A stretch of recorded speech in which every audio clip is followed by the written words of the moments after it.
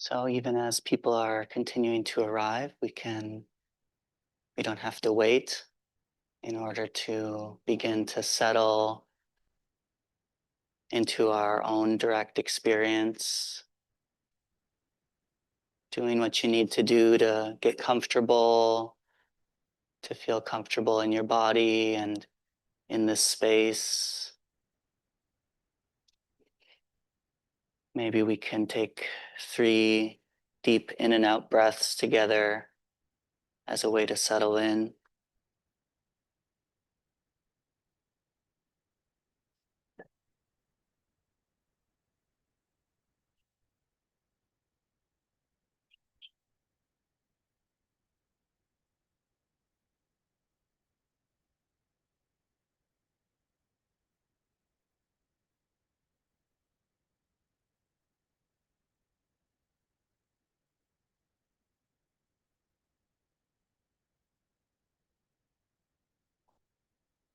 And then letting the breathing continue in the background.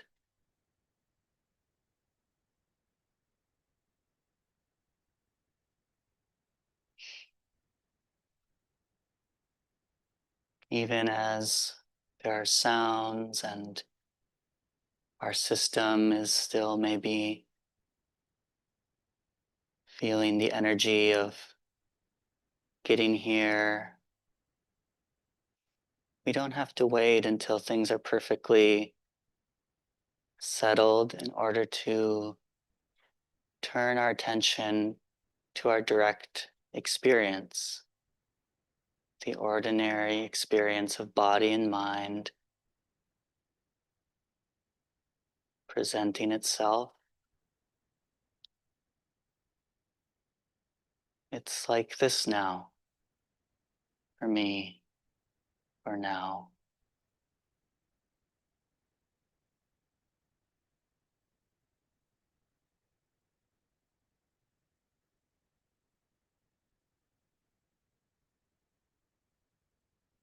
We want to be comfortable, relaxed, and also sitting with dignity,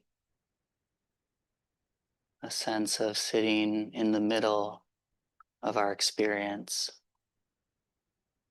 upright, but not tense. So finding again a posture that feels comfortable enough to sit for about 30 minutes.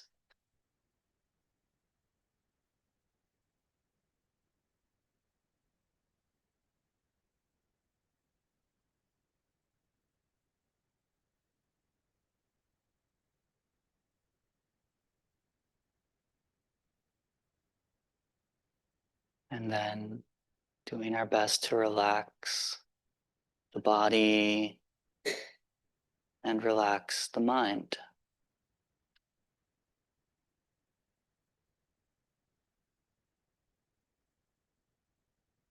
What might that feel like to relax the body here and now? What might it feel like to relax the mind?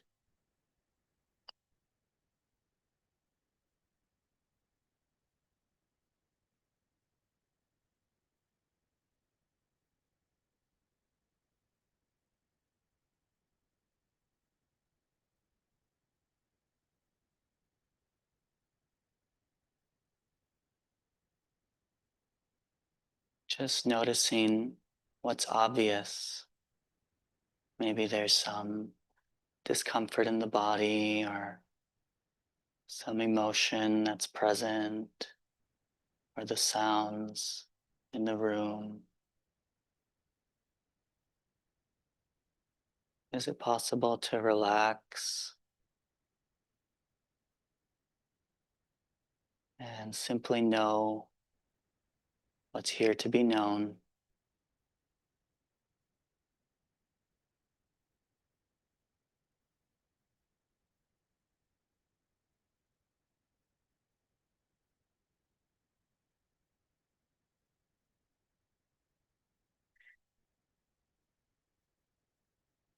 With mindfulness meditation, we're not trying to control our experience,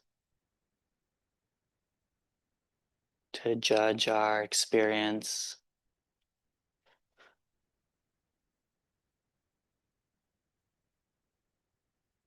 We're using whatever experience is present to develop wholesome qualities in the mind.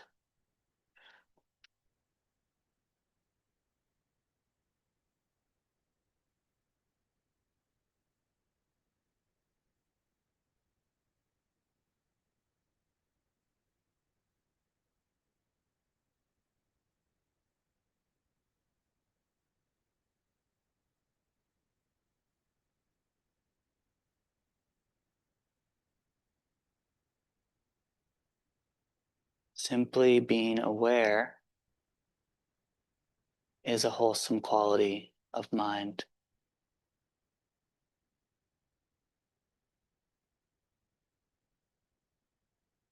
You can notice the difference between being aware, being lost in thought or reactivity without judgment, but noticing moments when there's awareness, relaxation, presence with the way things are.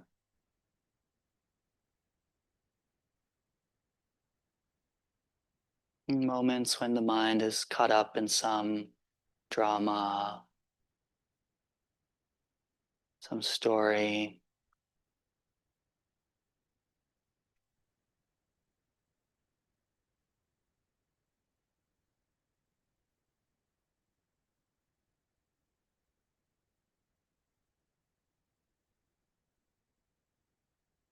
The nature of the body and the mind follow lawful causes and effects. You don't have to try to make something happen or try to prevent something from happening.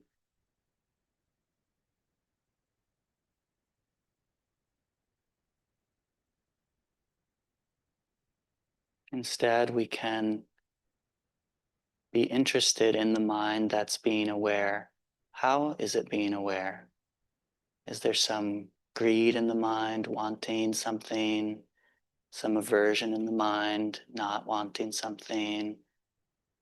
Delusion in the mind, not really connecting with this ordinary experience of body and mind, lost in thought.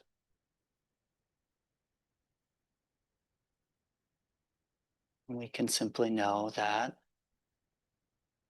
the attitude of the mind.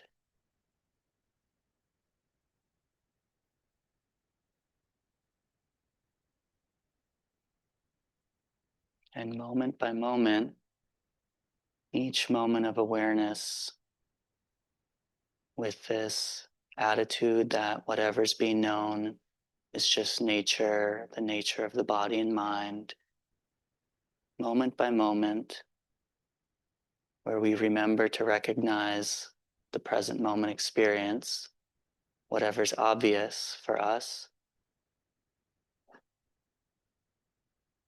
These moments of awareness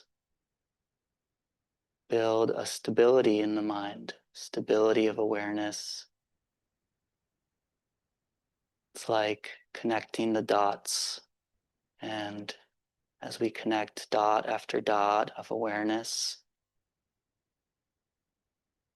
the mind settles and we're able to see more clearly that what is happening is just the nature of the body and the mind. Moment by moment, just nature. Not something we need to control, be in charge of, judge. Instead, we can use our interest to settle back, relax, and remember to recognize present moment experience, moment by moment, to sustain interest in the ordinary experience of body and mind, whatever's obvious, sensations, a mood, sounds.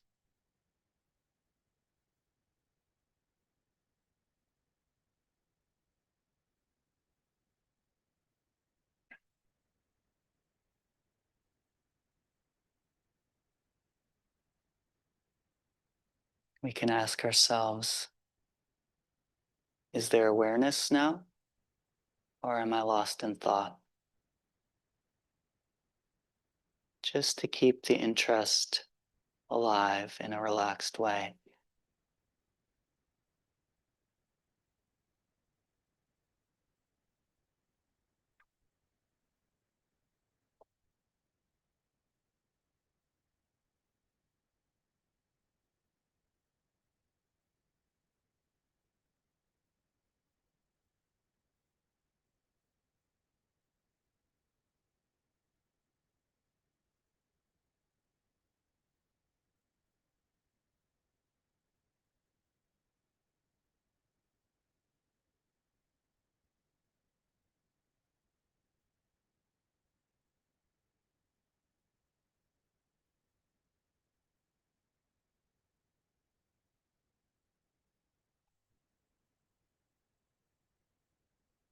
Knowing the nature of the body and mind,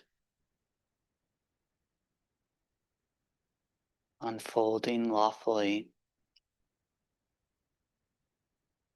Is it possible to relax with this nature,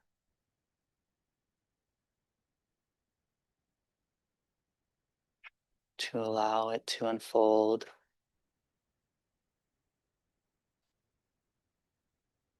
and to be interested in a continuity of mindful awareness?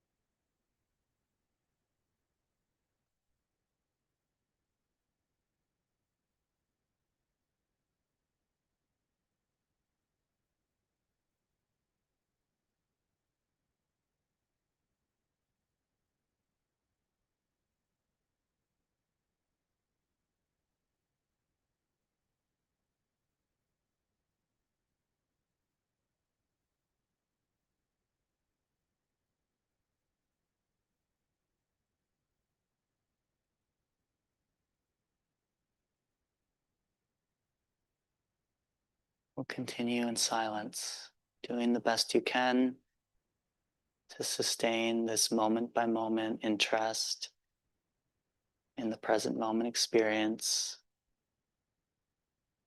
remembering to check the attitude every once in a while. How are we relating to the nature of body and mind? Doing the best we can, letting that be good enough.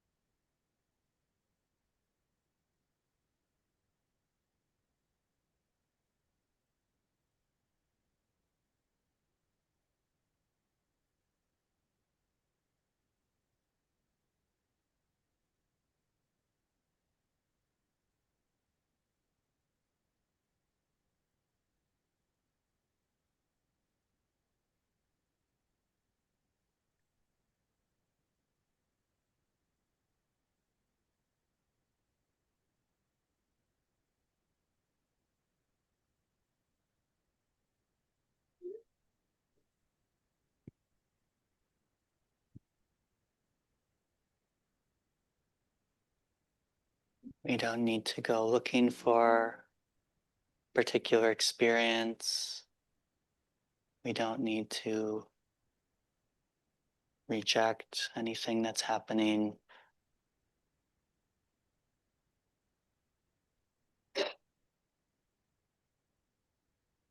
Seeing if it's possible to relax the body and mind, and to simply recognize whatever's obvious, what the mind is already knowing. In every moment, something is being known.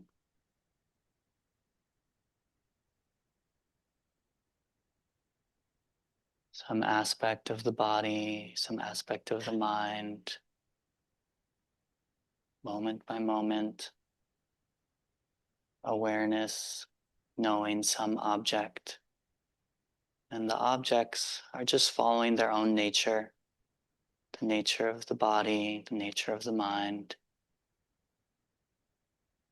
We don't need to push them away or try to hold on to them, but instead we can use whatever object is already present to develop awareness, continuity of awareness, stability of awareness,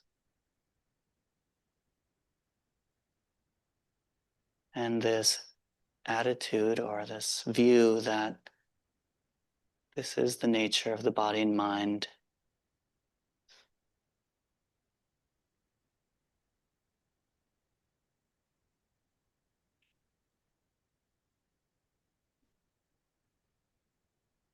And if there is some greed for a certain experience or some aversion towards some experience, some delusion, being lost in thought, we can recognize that. This is what's being known now. Aversion in the mind, not liking, is like this. There's no need to judge our experience by what's happening. Being interested in the mind that's meditating. What is awareness like? What's the difference between being aware and being lost in thought? So we'll continue for a few more minutes in silence.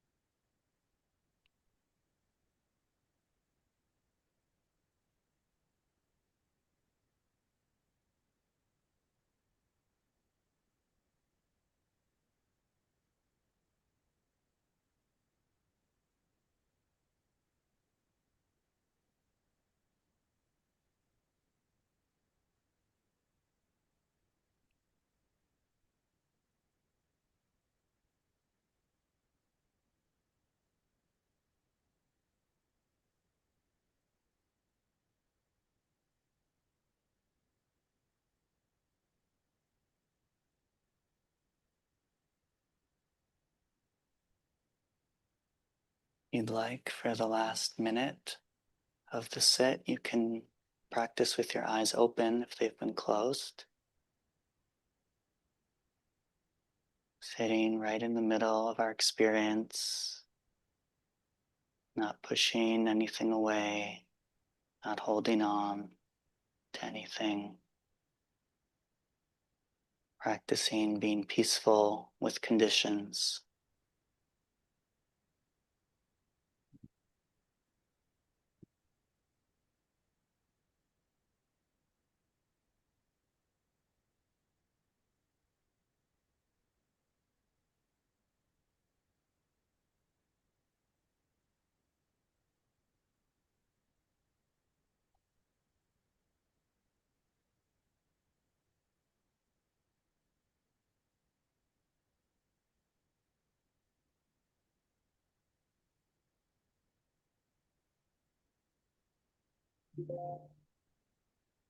Thanks for your practice, everyone.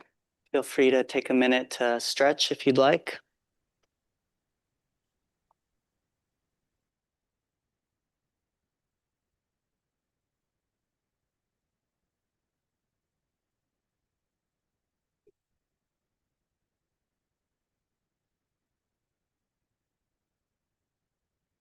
Lovely to see everyone here. For those who don't know me, my name is Gabe Keller Flores. I'm the operations manager here at Common Ground and a Dharma teacher. And yeah, just happy to be here with everyone, filling in for Mark, who's on retreat for the rest of the summer till September. And I'm curious, is anyone here at Common Ground for the first time this morning? Welcome. Glad you're here.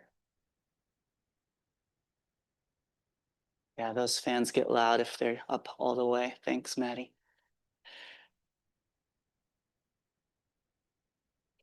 So I want to speak today about a term in Buddhism that maybe doesn't get a lot of attention, maybe a medium amount. It's yoniso manasikara. And there's different translations, which I'll get to. But Thanissaro Bhikkhu, a well-respected translator and Buddhist monk who lives in California, said that the Buddha taught that no other inner quality is more helpful for untangling suffering and gaining release.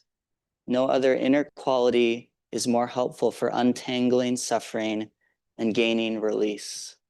So, pretty important. So there's different translations for yoniso manasikara. The yoni is related to the word for womb. So there's some sense of depth or a source, something inside, and maybe also a source of life or source of something that grows. And then manas is a word that we could translate as mind, more the cognitive mind. And then kara is related to the verb to do. So something about a deep or womb-like inner mental activity of some kind and helpful mental activity. So this is interesting because we may at times think that if only I could stop thinking, then I would be enlightened, that enlightenment or the goal is to stop thinking. And because for a lot of us, when we sit down to meditate, what comes up is sort of all our unfinished business, the to-do lists and regrets and things that we need to do and the state of the world and all that, you know, kind of floods our minds. And so rightly so, we have the sense that that mental activity is stressful and doesn't actually seem to be supportive when we're sitting down to sit. So we can think that meditation is about not having any thoughts and we can get into battle with our thoughts, and that tends not to work, to have a willful, forceful approach to trying to not think. So the approach I was offering today in the guided meditation is inspired by the teachings of Sayadaw U Tejaniya, this Burmese monk and teacher who really emphasizes yoniso manasikara, and he translates that as right attitude. So I mentioned that several times in the sit. How are we relating to our experience being one of the primary, maybe the primary factor in what our experience is and what it feels like. So even something like thinking, Sayadaw Tejaniya has a great line where he says, we're not practicing in order to stop thinking, but in order to recognize thinking every time it arises. And you can imagine how different a day would feel if we recognized thinking every time it arose. Often, maybe we'll realize we're thinking in the middle of a, several minutes train of thought of some obsessive thinking, and or we realize it even later, or even after that thought has already then manifested into action. I know that this is a common experience for me. Oh, I'm already moving and I wasn't even aware. And this is a great teacher for that point, that it's the nature of the mind and body that we're observing. That doesn't mean that we're helpless, but it does mean that if we want to learn about the causes for release, we're observing a natural process. If our mind and body were something that we had complete dominion over, I could just wake up in the morning and say, today I will only have beautiful thoughts of loving kindness and goodwill and generosity. But I can't do that because the mind and body are a natural process.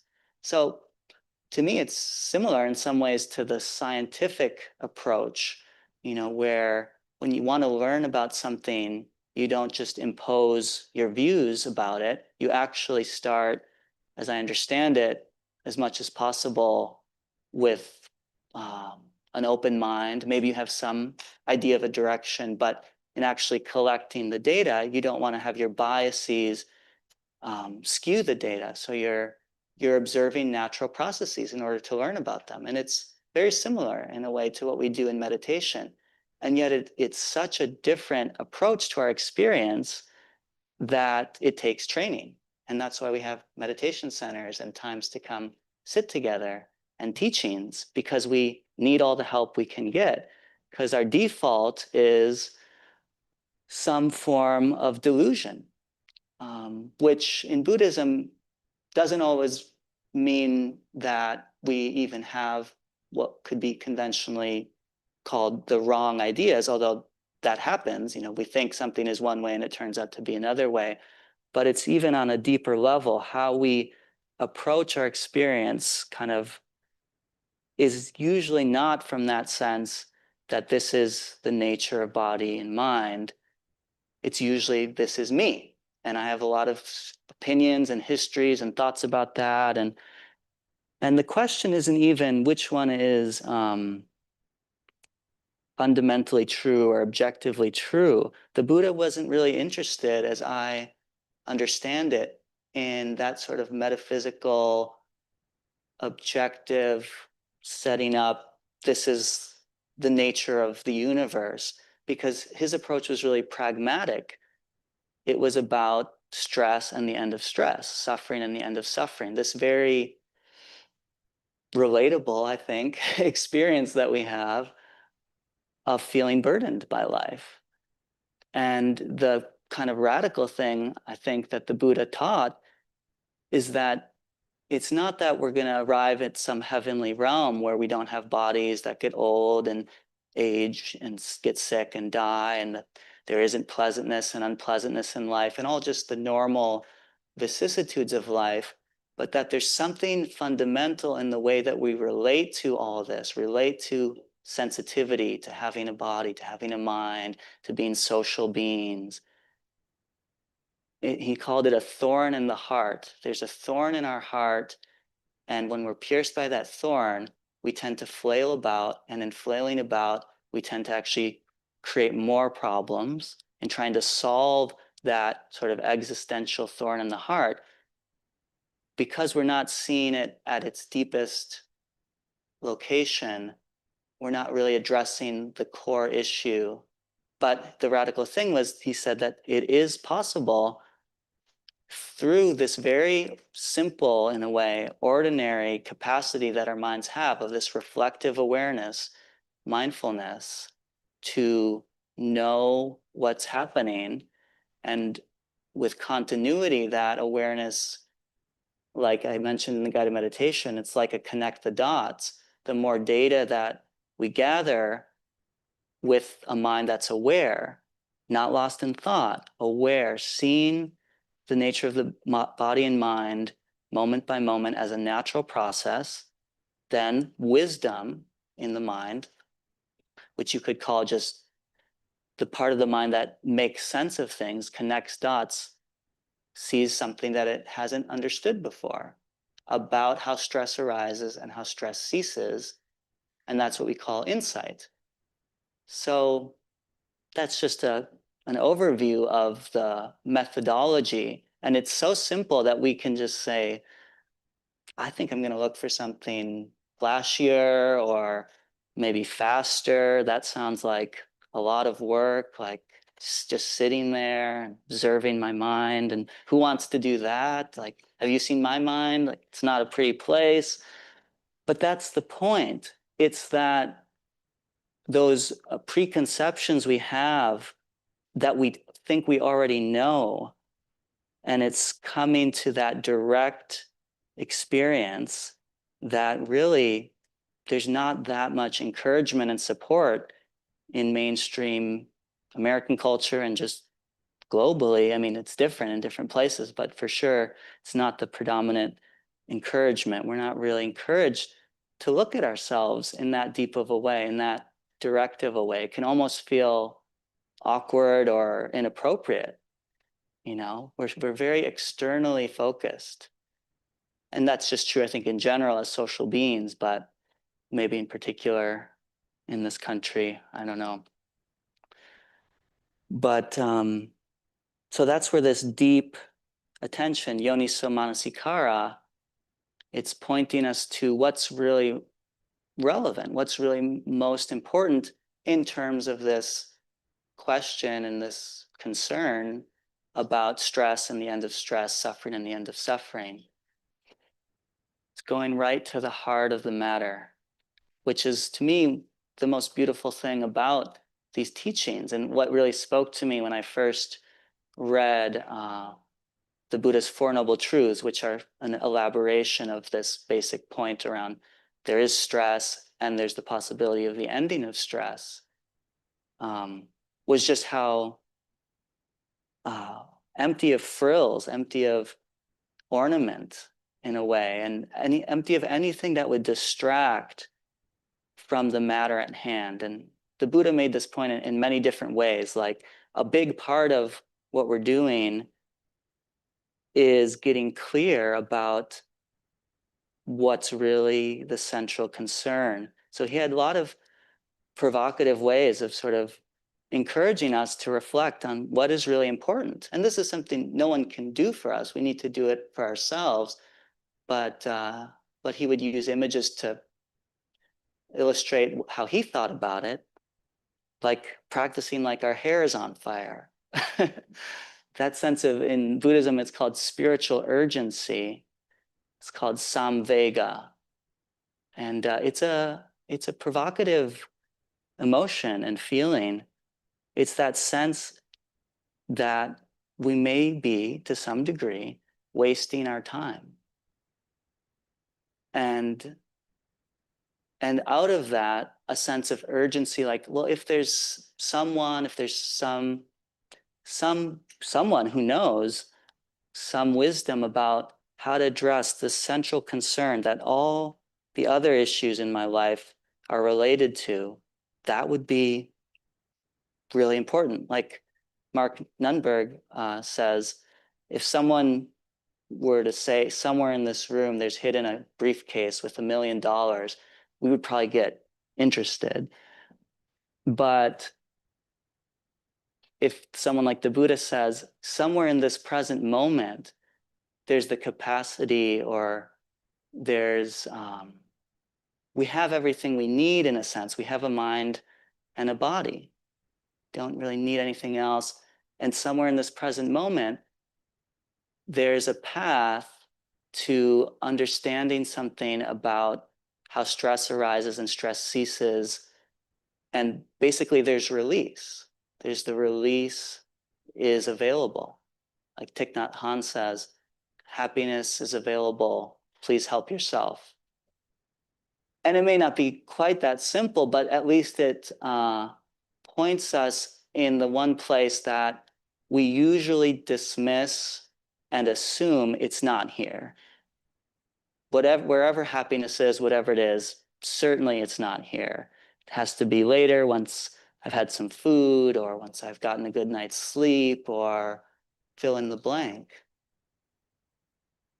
But from the Buddhist point of view, the problem isn't so much conditions, because conditions are, to a large degree, outside of our control. No one's going to argue that some conditions are more pleasant than others, and that's real, and that's a part of life. But the wisdom and understanding that can arise with any object, with any condition. Like I was encouraging in the guided meditation, to be less interested in judging our experience by whether it's pleasant or unpleasant, and more, is there awareness? Am I with this? What could I learn from this experience? How is the mind relating? What is the cause and effect process? This arises, and then that arises. So it's a very different orientation. It's not really our default. It's very hard. I think it's the hardest thing in the world, actually. So to do it even for half an hour like we did this morning, to be with our experience with that intention of not controlling it, not feeding that impulse, that delusion really, that is the way to happiness, is through constantly managing. But even for a moment, to see our experience as just the nature of the body and mind, and that it's possible to relate to it in that way, and for there to be some learning. And it may not be something we can even express, but it's that direct seeing. Oh, this thought or this mental activity is somewhat related to this tension in my body, or even this tension in my body is here, and it's supported by some unconscious holding in the mind. So a lot of this is elemental in that way. It's sort of pre or subconscious. So much of our kind of more active or more conscious life is fed by these deeper impulses. In a way, we're not as complicated as we think we are. Our thoughts certainly can get complicated, but sort of the source out of which those come, we're essentially, organisms that like pleasantness and don't like unpleasantness, and just have a lot of strategies around that. And all this can be seen and felt, and the seeing and feeling of that changes us. We're no longer the same person who hasn't seen and felt that. We can live a full life, do a lot of things, even accomplish a lot of things, and never have that direct present moment awareness that this is how it is now, this is how it feels.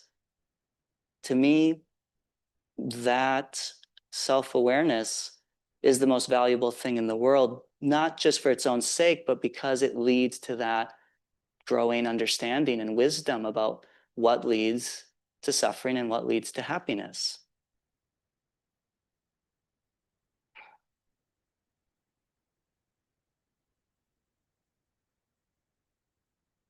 So I'll just go through a couple translations of this term, yoniso manasikara. And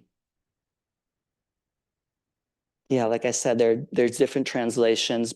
Gil Fronsdal translates it as profound contemplation. And again, I like that because it's reminding us that the goal of meditation isn't just to become, again, like flat and, with no thought, but it's to access something deeper than the surface, which I don't know about you, but the surface takes up a lot of bandwidth. And yet, uh, it's limited. It's limited. Maybe it's the cognitive mind that the cognitive mind, manas, the measuring mind, cognitive mind is very good at solving problems on that cognitive level, but it's not very good at touching into what's really important and that wisdom that comes from somewhere deeper. And a lot of practice is, again, it's causes and conditions. So what supports us in accessing something that's deeper?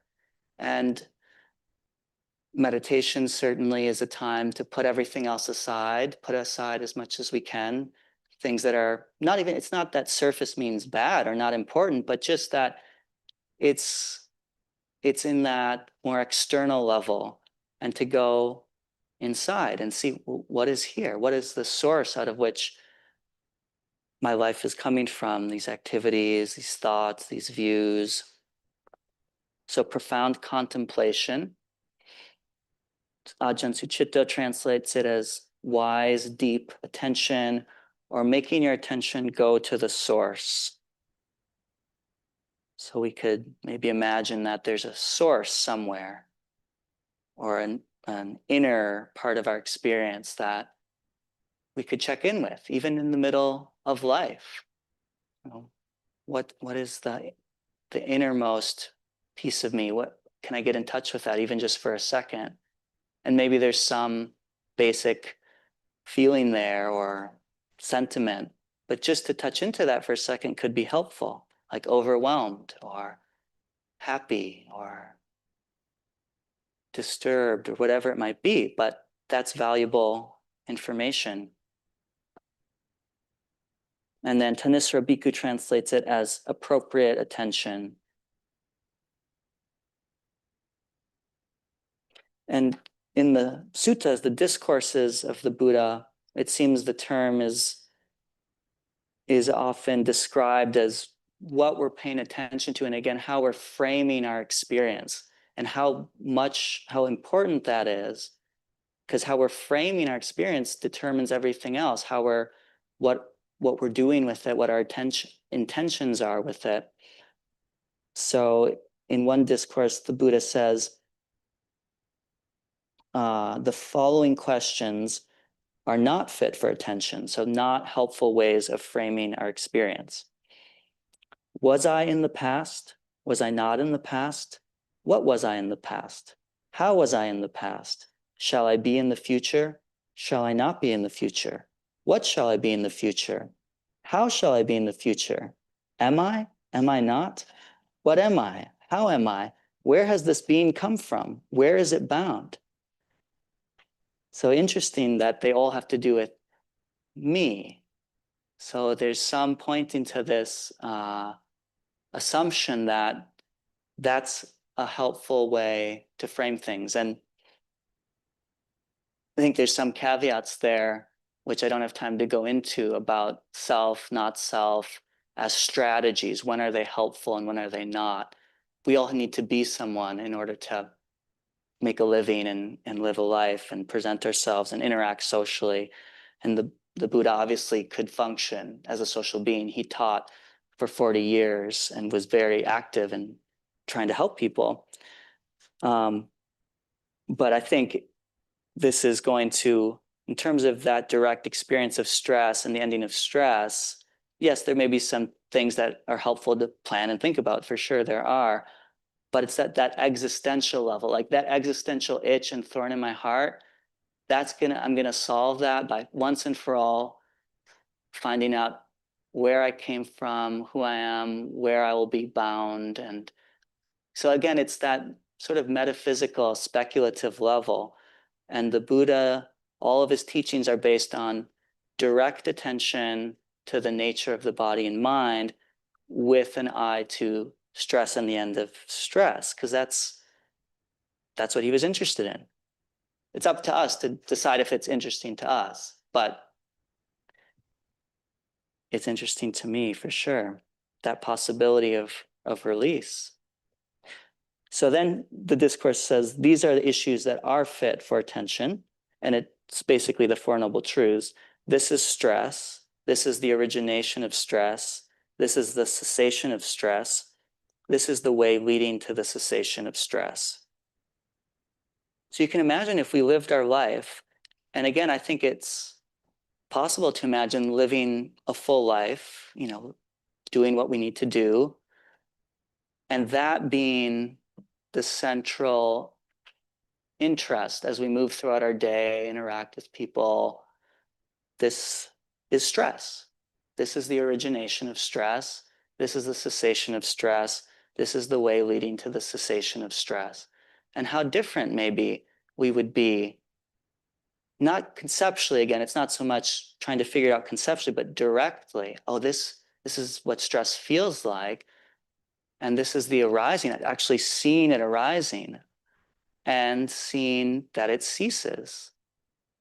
And some understanding through seeing how it arises and ceases with some degree of continuity of awareness, seeing things as the nature of body and mind, we understand this is the way to the cessation of stress, this way of attending to my experience, because it allows things to be seen in that natural way, or in that way where we're not imputing and this kind of overlay. We're seeing it not bare exactly, but we're seeing it in that cause and effect way. It's all about cause and effect. And again, this is all pretty easy to understand conceptually, but it's are we actually interested in checking it out for ourselves in our own direct experience? We can do it at any time. We could do it right now, even as I'm speaking, just to check in. How's the body? How's the mind? Is there stress? Is there tension? And not even to then do anything with that, but just to know, to be interested in sustaining the awareness moment by moment, collecting data, and then trusting that when there's enough data, wisdom arises on its own.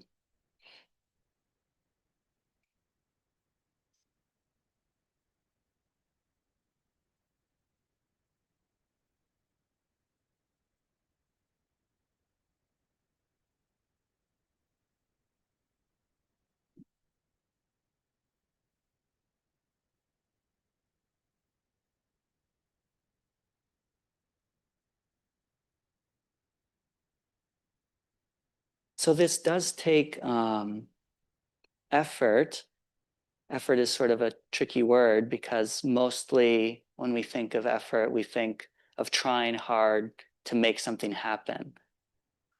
And probably a lot of us in this room feel like we have some skill at that, and that is helpful.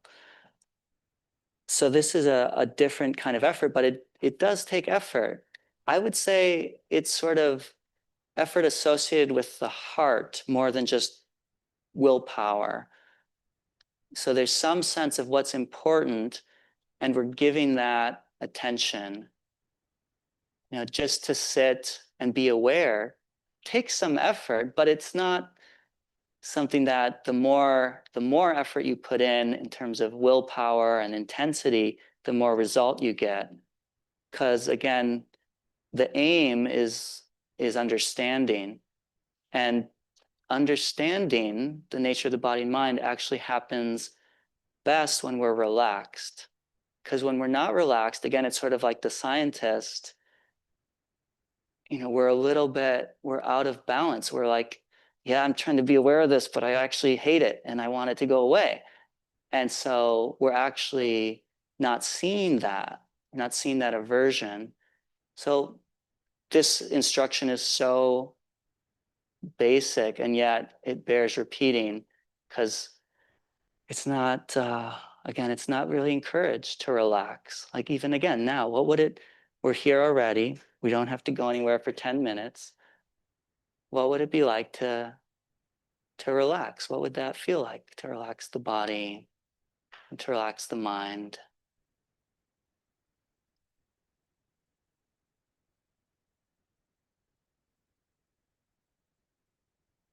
And maybe you notice there's more sensitivity when we relax, which is actually good news. It can be hard if we're not used to being sensitive, if we're used to staying distracted. But in terms of growing awareness, growing wisdom, which ultimately will lead to understanding how stress arises and ceases, sensitivity is our friend. And and it's a it's a precious thing, and we are sensitive, and it's hard to be sensitive. So along with the sensitivity, we cultivate that approach that what I'm sensitive to is the nature of body and mind. It's just the nature of body and mind. There's an unpleasant sensation. Sometimes there are unpleasant sensations. There's an unpleasant emotion. Sometimes there are unpleasant emotions. And that approach, actually, over time, it does take time, but it allows things to settle, not because we're trying to calm down, but because we're sort of giving things space and we're holding them, you know, just like if we would hold a baby or be with a friend or be with a child who's upset, we probably have some intuition somewhere in us about there's a holding, there's a making space, and there's a non-reactivity. There's sort of letting what's been activated be, letting it be the nature. Yeah, if you stub your toe, it's natural that there's, some pain and some not liking of the pain. But does that have to mean that I have to suffer? Can it just be intense pain, unpleasantness?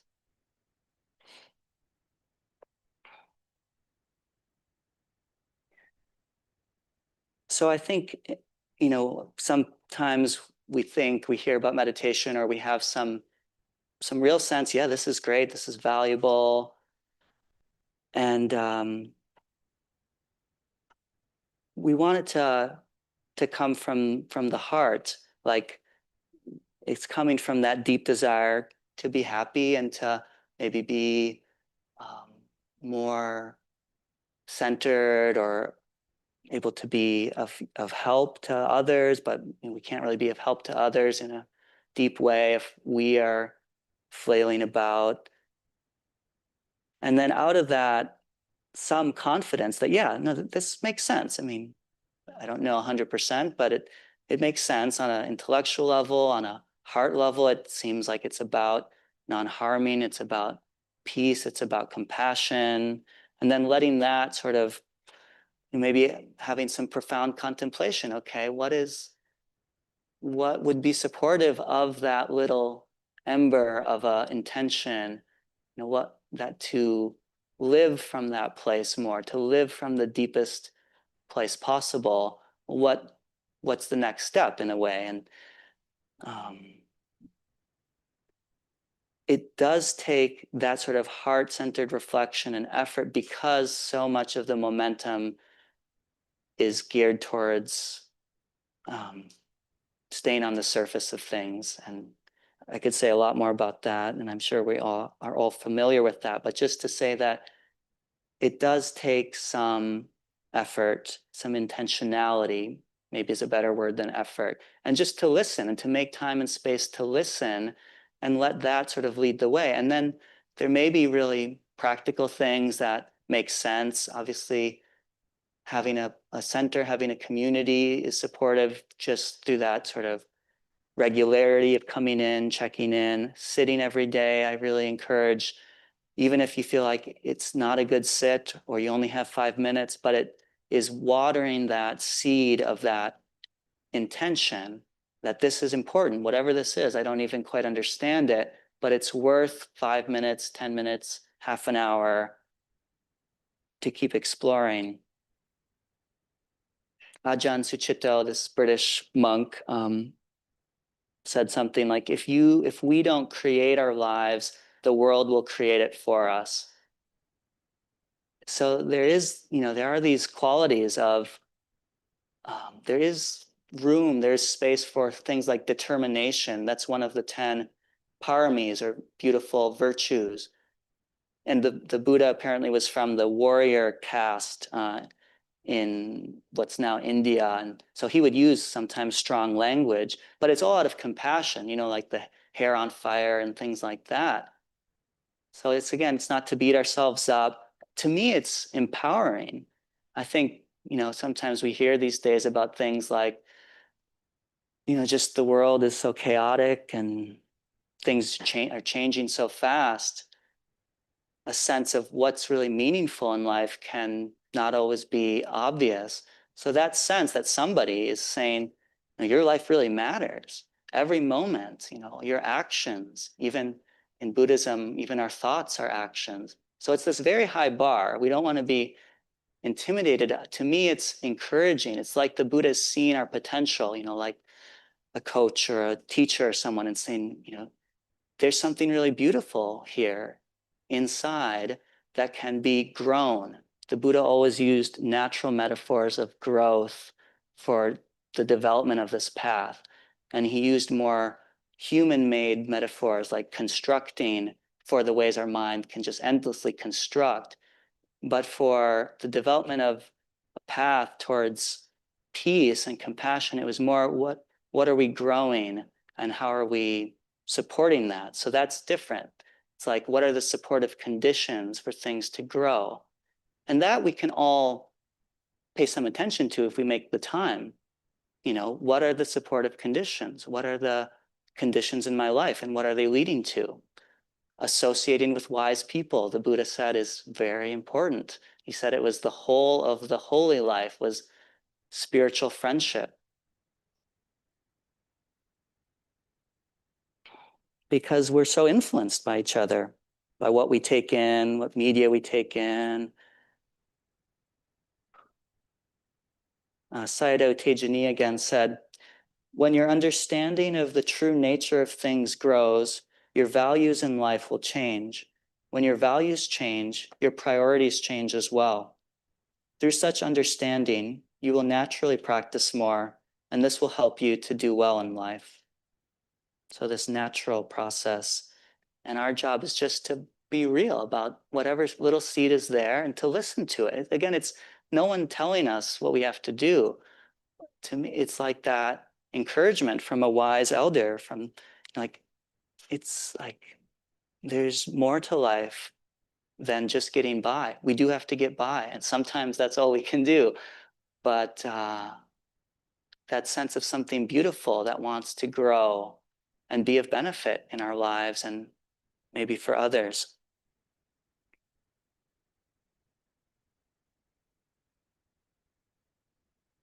And a lot of this has to do with where we put our attention. So that translation of appropriate attention, I think, in these times, technologically and just the state of everything, more than ever, I'm a huge advocate and I'm kind of obsessed with the attentional ecosystem that we all live in and how it affects us, and really interested and curious about a growing movement, it seems, for wiser, saner ways of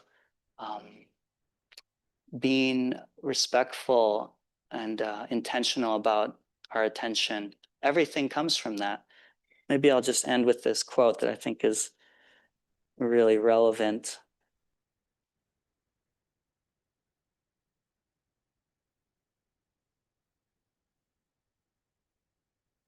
Oh, I didn't realize I had things on the back of my pages.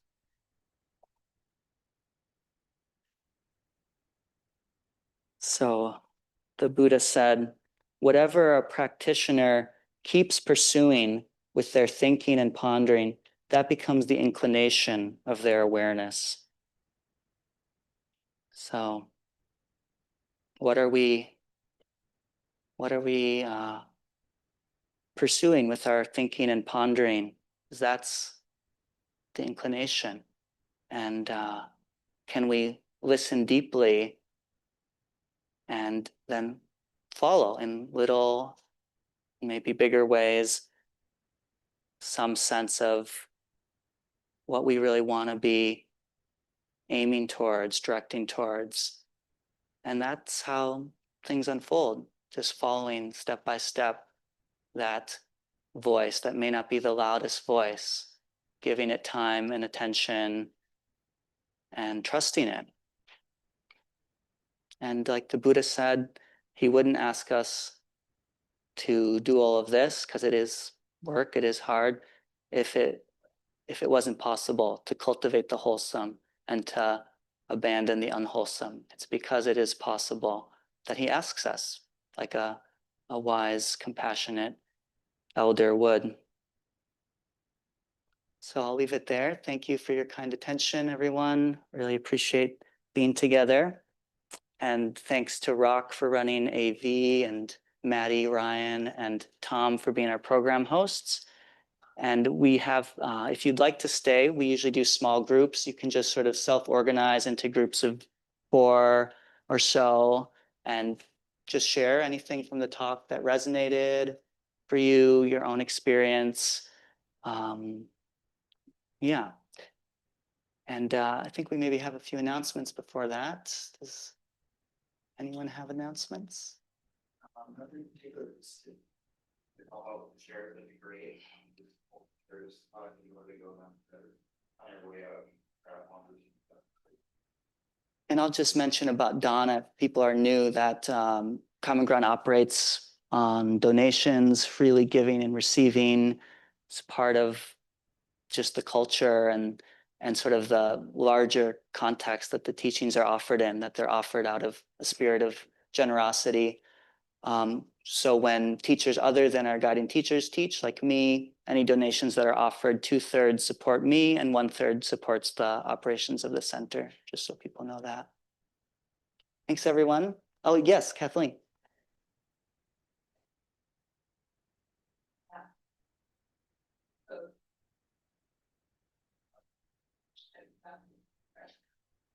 Yeah. Bar, that's Monday, right? Mm-hmm. From 4 to 7, we are having just an informal potluck picnic at Triangle Park for the parent caregiver group of people that are taking care and raising kids under 18. So if that's you, you're welcome to join us, bring something to share, or not. If you're just can't make it, that's not possible. We'd love to have you and just hang out at the park, Triangle Park over near Nokomis, and you can say hi to me. I'm Jillian, and we can make sure you get details. There's another one in August as well. Again, just totally informal and hang out. That's you. Okay. Yeah, thanks. Have a great day, everyone.